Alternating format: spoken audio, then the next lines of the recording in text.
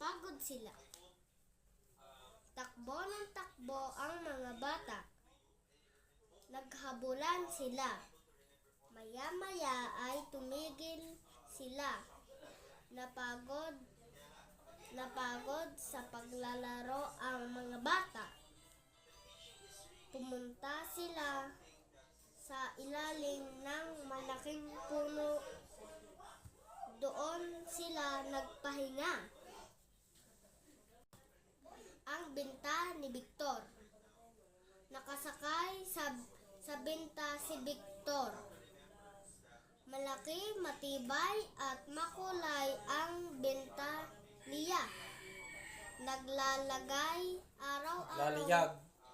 Naglalayag araw-araw sa karagatan ang benta ni Victor.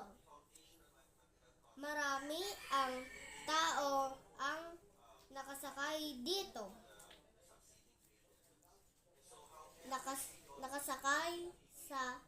Nakasakay si Berna sa binta. Nakasakay si Vilma sa binta. Nakasakay si Bina sa binta. Nakasakay sina Berna, Vilma at Bina sa binta ni Victor. Sa halamanan. Nasa halamanan si Marina. Nasa halamanan rin si Ligaya. Namimitas sila ng rosas. Maya-maya lamang ay nagtakbuhan sila.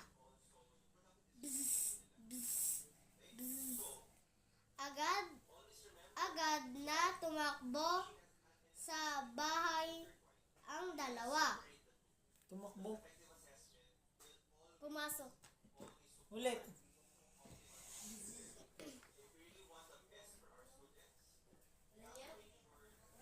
Sa halamanan. Nasa halamanan si Marina. Nasa halamanan rin si Ligaya. Namimitas sila ng rosas. Maya-maya lamang ay nagtakbuhan sila. Bzz, bzz, bzz, bzz. Agad na pumasok sa bahay ang dalawa. Ang bawang.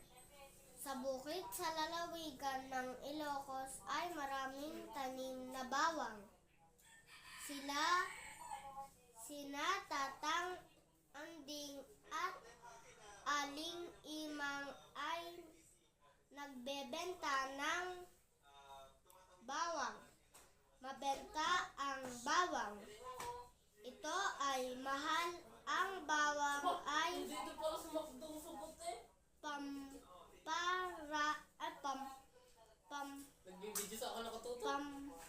pampasarap ang ulam ng ulam. Ulit. Ang bawang. Sa bukid sa lalawigan ng Ilocos ay maraming tanim na bawang. Sina Tatang Anding at Aling Imang ay nagbebenta ng bawang. Mabenta ang bawang.